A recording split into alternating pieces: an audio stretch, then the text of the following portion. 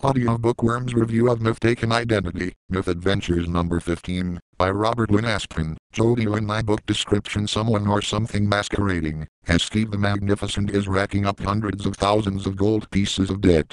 It's up to Oz the Pervert, not pervert, to find the miscreant and put an end to the shopping spree.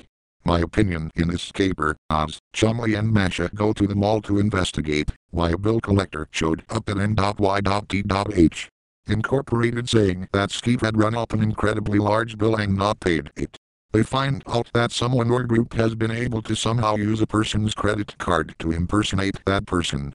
The book introduces a couple of characters from Oz's past, before he met Steve, and several more that were shutdowners, mall security, Eskimo detective from Rattlin who had tracked Ratilla, the baddie, to this dimension. It turns out that Rattlin is a magic poor world and they were making an invention, a card that would soak up magic.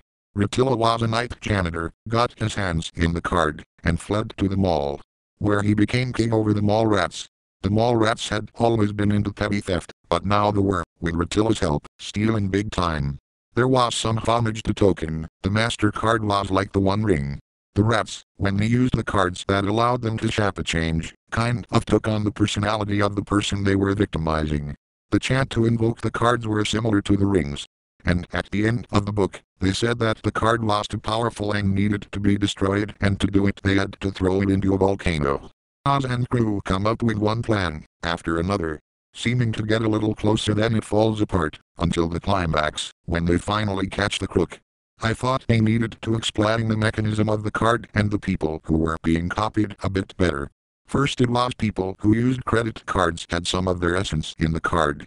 It wasn't clear if those people had lost their real credit card or not, and by the middle of the story, all they had to do was talk to someone for a few minutes, learn a little bit of personal information, and they could create a duplicate with one of their fake cards. The people seemed to stay in character. I had a little trouble following the logic of how this piece of magic worked. The book was good, but a step down from the first 10 or so of the series. Score 7 out of 10.